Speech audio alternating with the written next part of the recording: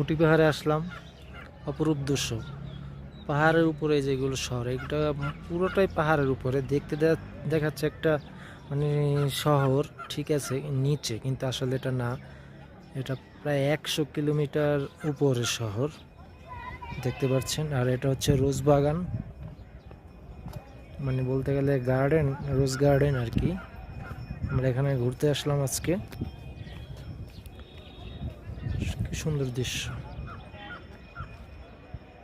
আমি মুগ্ধ হয়ে গেলাম। এত সুন্দর জায়গাটা, খুবই সুন্দর জায়গা। সবাই আসবেন, আসলে দেখতে পারবেন, খুবই সুন্দর জায়গা।